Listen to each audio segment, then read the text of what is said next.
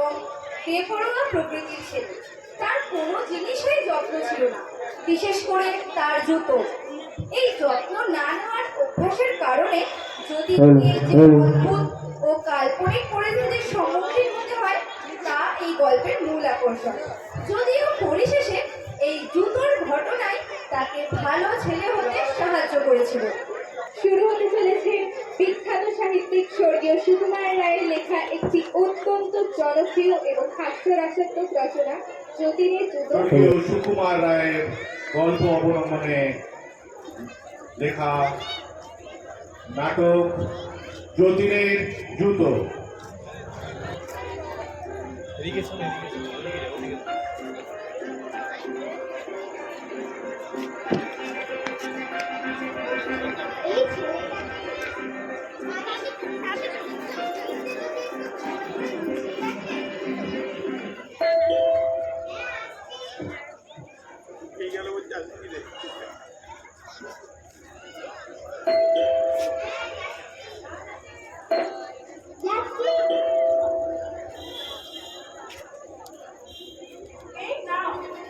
যতীনের জন্য নতুন জুতো কিনে এনেছে।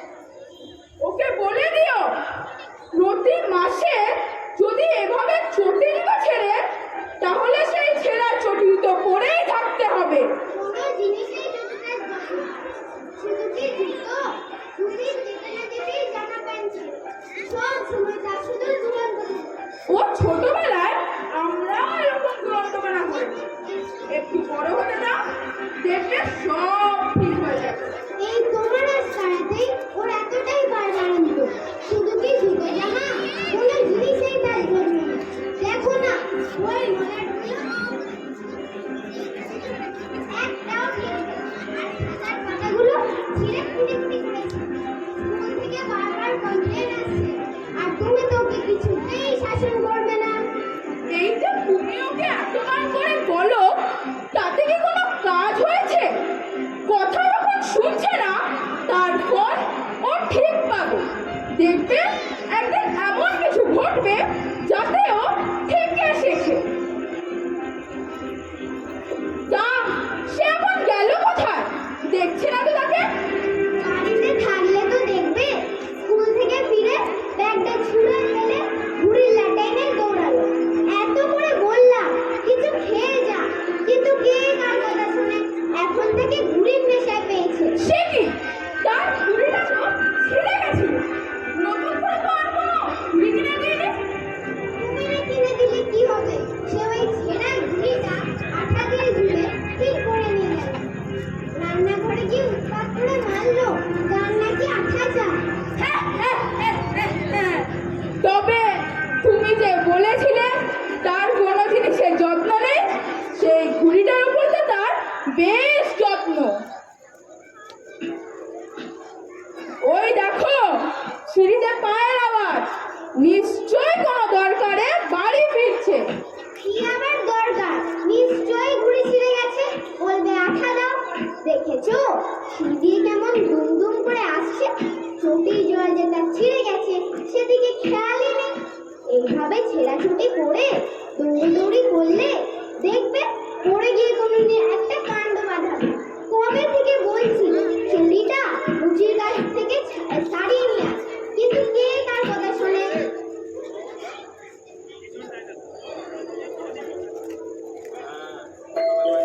হ্যাঁ যাচ্ছি।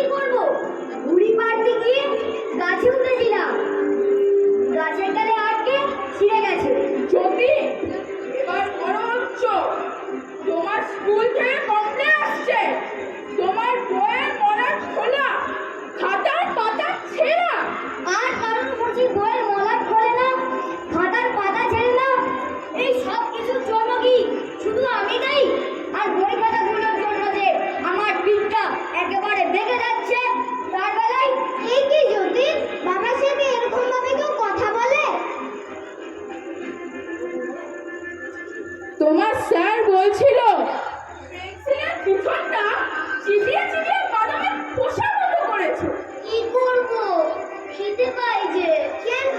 আমি যে তোমায় প্রতিদিন টিফিন দিই। তোমার শুধু রুটি আর তরকারি। টিফিনে প্রতিদিন রুটি তরকারি খেতে আমার ভাল লাগে না। আমার বন্ধুরা সব টিফিনে Maggi, pasta, chowmein, burger, pizza এসব নিয়ে আসে। টিফিনে এসব খেতে আমার ভাল লাগে। তুমি বুঝি পেন্সিলের ডগায় পাঁচটার স্বাদ পাও? তাহলে মা নয় তোমার টিফিনে কয়েকটা পেন্সিল দিয়ে দেবে, সেগুলো খেও। আবার কোথায় যাচ্ছ? খেয়ে যাও। স্কুল থেকে ফিরে টিফিন খাওনি? পরে খাবো মা। বন্ধুরা আমার জন্য সবাই ওয়েট করছে। আমার দেরি হয়ে যাবে। এ কি, এই ছেঁড়া জামাটা পরে বাইরে যাবে? জামাটা পাল্টে যাও। পরে জামা চেঞ্জ করবো বাবা, সময় নেই। আরে ছেঁড়া চটিটা তো অন্তত পাল্টে যা, নইলে হোঁচট খেয়ে পড়বি। কবে থেকে বলছি খুশির কাছে শাড়ি নিয়ে আয়। ওসব পরে হবে, আমি চললাম।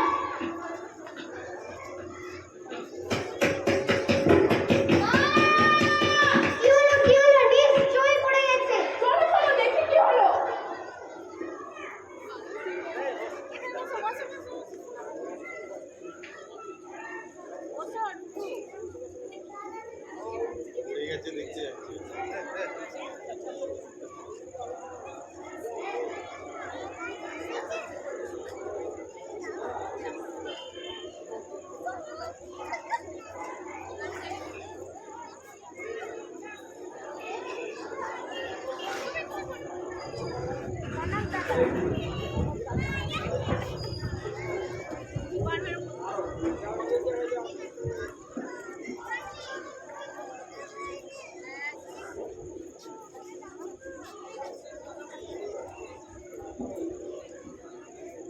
এ কি?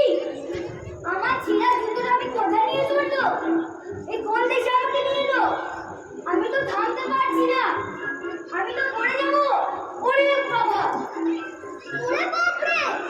এইটা কি এলো? ও, এ তো জটিল। বুঝেছি। ও চটিদের এত কষ্ট দেয় বলে ওর ছেঁড়া চটিটা ওকে আমার কাছে এনে ফেলেছে। হ্যাঁ হ্যাঁ, আমি চিনি। তুমি ছোটি ছোট ছোট জিনিসেই তো তার যত্ন নেই। এখানে ওখানে আমি ছিঁড়ে ফেলছি। আর বই খাতা মানে সেগুলো দেখেছ? কোনোভাবেই সেগুলো ঠিক রাখে না। চলো আজ আমরা সবাই মিলে ওকে বেশ করে উচিত শিক্ষা দিই। হ্যাঁ হ্যাঁ, ঠিক ঠিক ঠিক।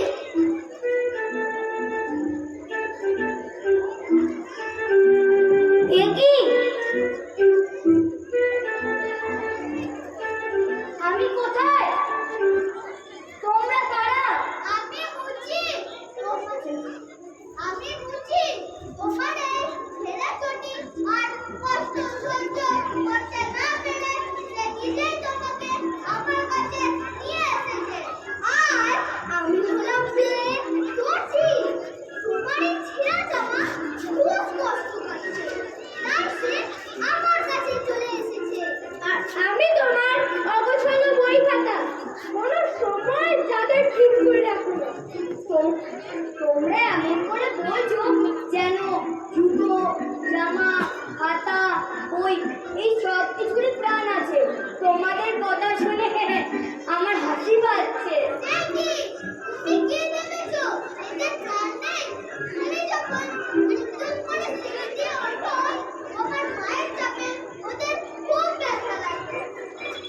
আর যখন গাছের ডালে জমা আটকে ছিঁড়ে ফেলো,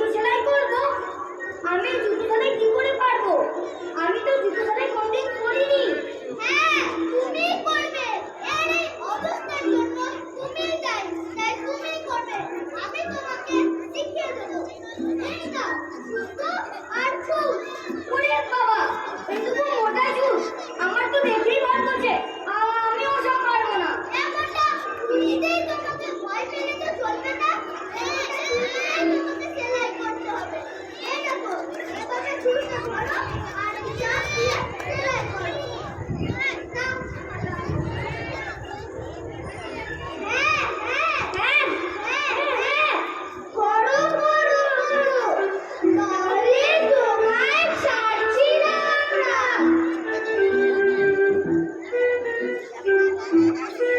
ওরে বাবা, একটু ঢোকাতেই পারছি না। চাপ দাও চাপ দাও, ঠিক করবে, নাহলে এখানে থাকতে হবে সারাদিন। করছি করছি।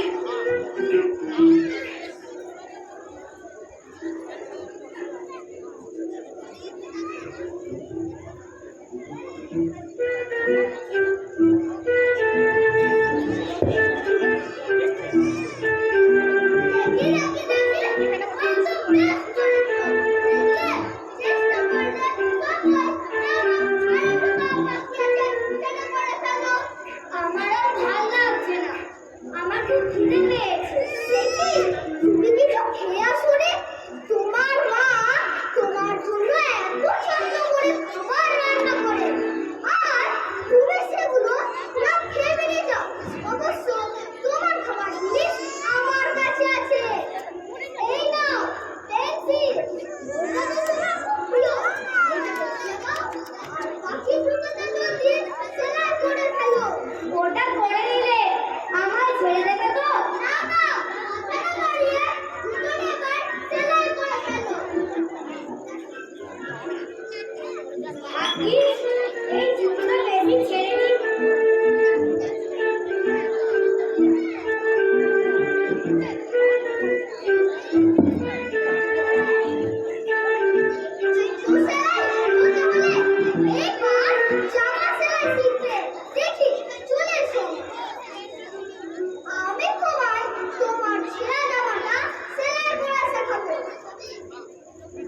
আমি জামা সেলাই কি করে করব? আমি আর পারছি না, তোমরা এবার আমাকে ছেড়ে দাও। যখন গাছের ডালে আটকে জামা ছিঁড়েছ তখন মনে ছিল না? দাও দাও দাও দিনাই, আর শুধু না ওকে তাড়াতাড়ি দাও। এই নাও, সুন্দর করে কাপড় নিচে সুতো ঘুরিয়ে ভালো করে কাপড়টা কাজ করে যত্ন করে সেলাই করো। আপনারা আমাকে বলে দিল জামাটা পাল্টে আসতে, আমি বাবার কথা শুনিনি। এ তো ভারী অন্যায়, জামাও ছিঁড়েছ, আমার বাবার কথাও শোনোনি। নাও, এবার ঠিক হাতে ভোগ করো। আমি তো ঘুড়িটাকে বাঁচাতে গিয়ে জামা ছিঁড়েছিলাম। তা নয় বুঝলাম, কিন্তু এরকম করে যে জামাটা ছিঁড়লে তাতেও কত লাভ হলো তো। নাও নাও, জলদি করো, আমাদের এখন অনেক কাজ পড়ে আছে। আমার আর ভাল লাগছে না, তোমরা এবার আমাকে ছেড়ে দাও। না না না, আমি শুনছি না তোমার কোনো কথা। করো করো, কাজ শেষ করো বলছি।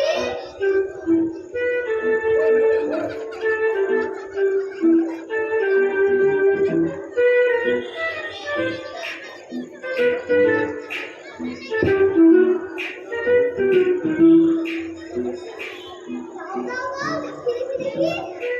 বাহ, এ তো চমৎকার করেছে। এই তো, কি সুন্দর জামা সেলাই করা শিখে গেলে। তাহলে আমি আসি। আরে আরে, যাচ্ছ কোথায়? আমার যে ছেলের গাল মাটিছ, তার কি হবে? আমার গলার আর খাতার পাতা এবারে ঠিক করো। কাজ করছো? আমি বই অর্ডার দিতে পারি না, ওটা মা দিয়ে দেয়।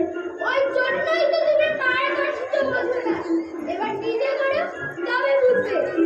এই নাও আটা, আর এই নাও সেলু টেপ। এবার আমরা ঠিক করো।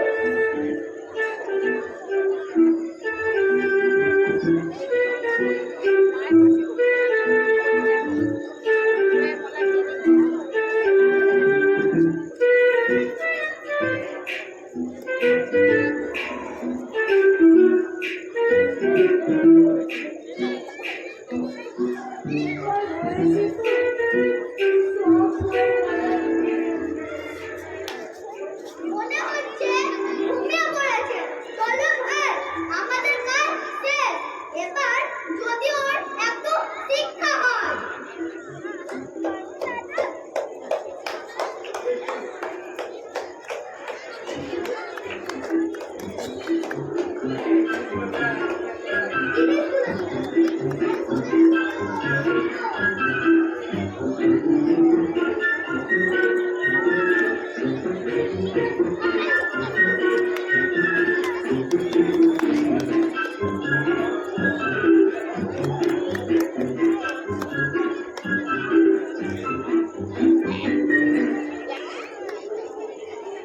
যতীন, যতীন, উঠে পড়ো। তুমি আমায় চিনতে পারছো? এ কি? তুমি তো আমার প্রিয় বুড়ি। তোমারও জুতো জামার মতো প্রাণ আছে। তোমাদের দেশে আমাদের তোমরা বড় পদার্থ খাবো, আর আমাদের দেশে সবার প্রাণ আছে। তোমার জুতো জামা খাতা বই ছিঁড়ে যাওয়াতে ওরা যেমন কষ্ট পেয়েছে, তেমনি তুমি আমাকে যত্ন করে বাঁচিয়েছ। তাই আমি তোমার কাছে চিরঋণী। এবার বুঝেছি, যাদের জন্য আমরা আরামে বেঁচে থাকতে পারি সেই সমস্ত প্রতিটি জিনিসের যত্ন নেওয়া আমাদের খুব প্রয়োজন। আজ থেকে আমি আমার প্রতিটি জিনিসের যত্ন নেব। তুমি যে তোমার ভুল বুঝতে পেরেছ তাতেই আমি খুশি। তাও না, তুমি আমার নেশা করে না। আমি তোমাকে উড়িয়ে তোমার ঘরে তাড়াতাড়ি করো, ওরা এসে গেলে আর তোমার বাঁচাতে পারবে না।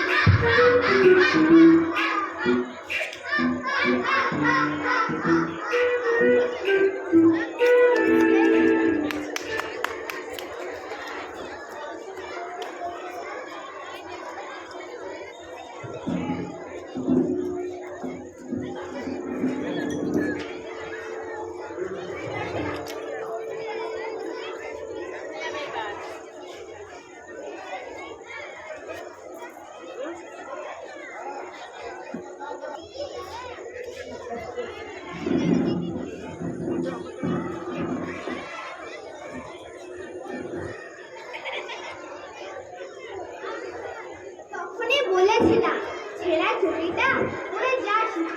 সেই হোঁচট খেয়ে পড়লি, মাথায় কত বড় চোট পেয়েছিস। কত কষ্ট পাচ্ছিস বলতো? মা, বাবা, এবার থেকে আমি তোমাদের সব কথা মেনে চলবো। প্রতিটি জিনিসের যত্ন নেব। আমি আমার ভুল বুঝতে পেরেছি। তা এই কথাটা কতদিন মনে থাকবে, নাকি দুদিন যেতে যেতেই আবার আগের মতন চলবে?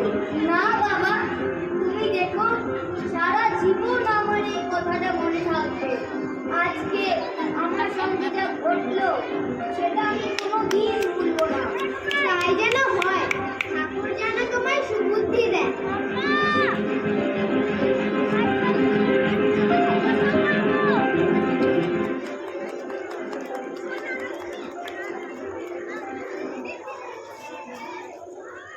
6 মাস পর যতীনের ইতিহাস।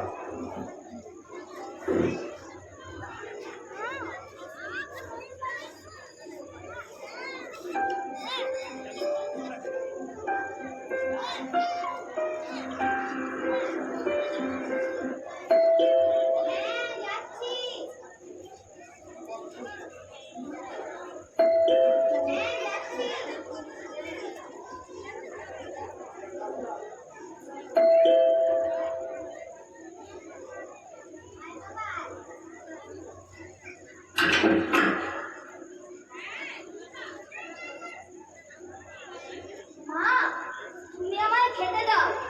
আমি খেয়ে নিয়ে নতুন বইয়ে মলাট দেব। দেখেছো, মাথায় চোট লাগার পর থেকে যতীন কেমন পাল্টে গেছে। সব জিনিসের কেমন যত্ন করে খেয়াল রাখে, একেবারে শান্ত হয়ে গেছে। হ্যাঁ, তাই তো দেখছি। এখন তো তার একটা দুটো 6 মাস চলে যায়, জামাও ছেড়ে না, স্কুল থেকে কোনো কমপ্লেনও আসে না।